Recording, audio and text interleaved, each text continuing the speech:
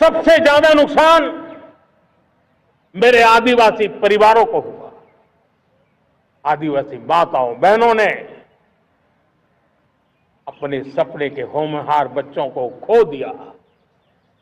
नौजवान बेटे गलत रास्ते पर खींच लिए गए, पटकाए गए, उनकी जीवन को तबाह कर दिया गया। हमने फौलादी हाथ से काम लिया। एक समय था, कभी 125 से ज्यादा जिलों में नक्सलवाद अपनी जड़ें जमा चुका था। माओवाद की चंगुल में हमारे जनजातीय क्षेत्र, हमारे जनजातीय नौजवान फंसे हुए थे। और आज 125 जिलों में से कम होते होते हम 20 पर ले आए हैं। उन जनजातीय समाज की सबसे बड़ी हमने सेवा की है। और आप देखिए, एक जमाना था जब बस्तर को याद करते ही माओवाद, नक्सलवाद, बम बंदूक की आवाज सुनाई देती थी।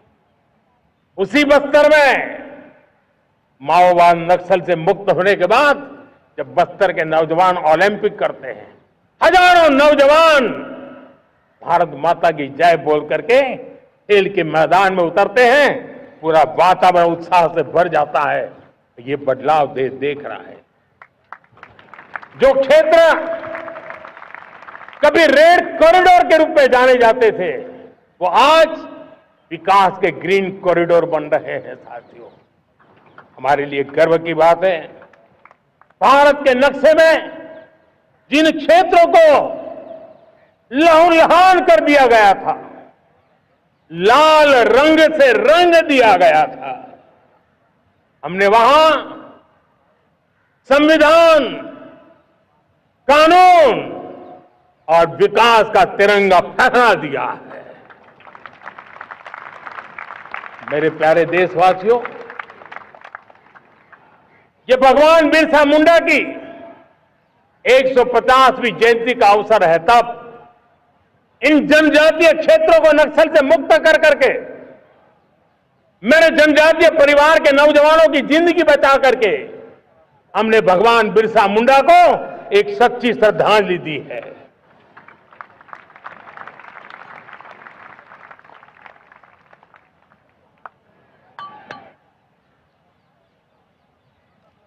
मेरे प्यारे देशवासियों, मैं आज देश के सामने एक चिंता, एक चुनौती के संबंध में आगाह करना चाहता हूं। षड्यंत्र के तहत, सोची समझी साजिश के तहत देश की डेमोग्राफी को बदला जा रहा है। एक नए संकट के बीज बोए जा रहे हैं। और ये घुसपैठिए मेरे देश के नौजवानों की रोजी रोटी छीन रहे हैं। एक घुसपैठिए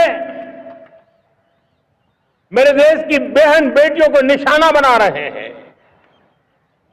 ये बर्दाश्त नहीं होगा। ये घुसपैठिए भोले भाले आदिवासियों को भ्रमित करके उनकी जमीनों पर कब्जा कर रहे हैं। ये देश सहन नहीं करेगा। और इसलिए मेरे प्यारे देशवासियों, जब डेमोग्राफी परिवर्तन होता है, सीमावर्ती क्षेत्रों में डेमोग्राफी में परिवर्तन होता है, तब राष्ट्रीय सुरक्षा के लिए संकट पैदा होता है। देश की एकता, अखंडता और प्रगति के लिए ये संकट पैदा, सामाजिक तनाव के बीज बो देता है।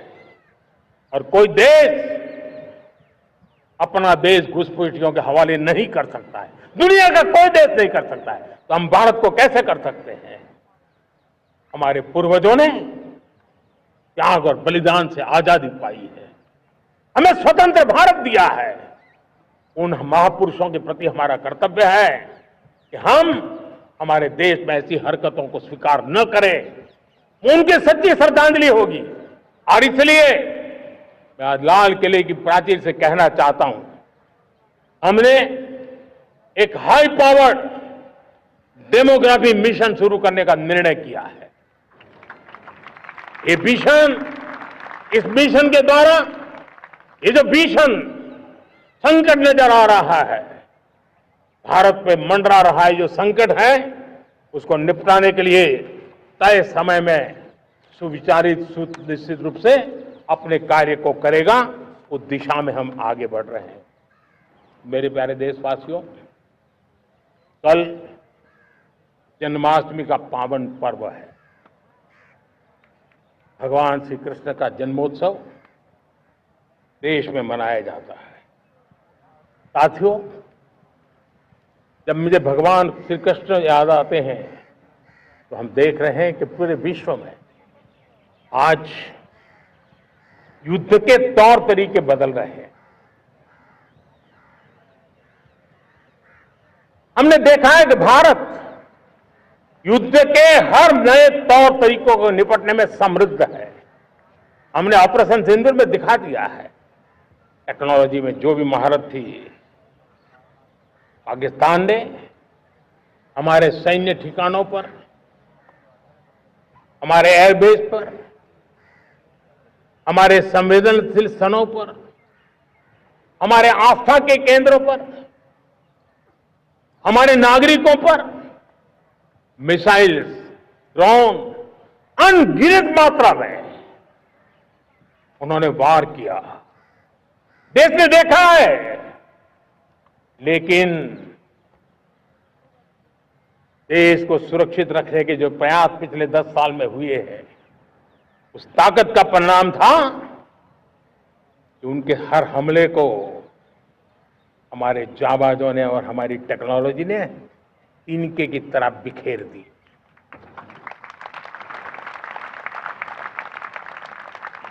रत्ती भर नुकसान नहीं कर पाए। और इसलिए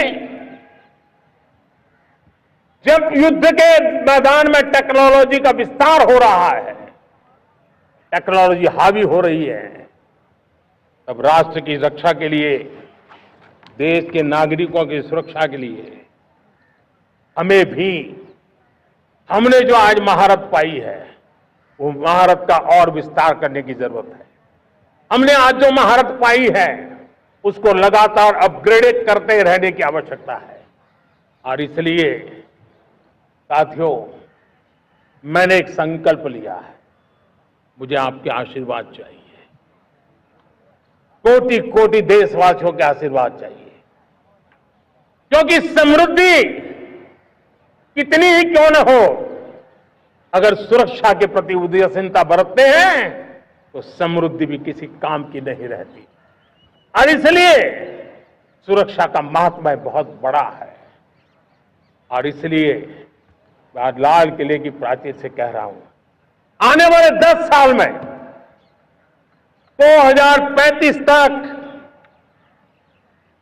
राष्ट्र के सभी महत्वपूर्ण स्थलों, जिनमें सामरिक के साथ साथ सिविलियन क्षेत्र भी शामिल है, जैसे अस्पताल हो, रेलवे हो, जो भी आस्था के केंद्र हो, उन्हें टेक्नोलॉजी के नए प्लेटफॉर्म द्वारा पूरी तरह सुरक्षा का कवच दिया जाएगा। ये सुरक्षा का कवच लगातार विस्तार होता जाए, देश का हर नागरिक सुरक्षित महसूस करे। किसी भी प्रकार की टेक्नोलॉजी हम पर वार करने आ जाए, हमारी टेक्नोलॉजी उससे बेहतर सिद्ध हो। और इसलिए आने वाले 10 साल 2035 तक मैं ये राष्ट्रीय सुरक्षा कवच का विस्तार करना चाहता हूं, मजबूती देना चाहता हूं, आधुनिक बनाना चाहता हूं। और इसलिए भगवान श्री कृष्ण से प्रेरणा पाकर के हमने श्री कृष्ण का जो सुदर्शन चक्र था, उस सुदर्शन चक्र की राह को चुना है। आप में से बहुत लोगों को याद होगा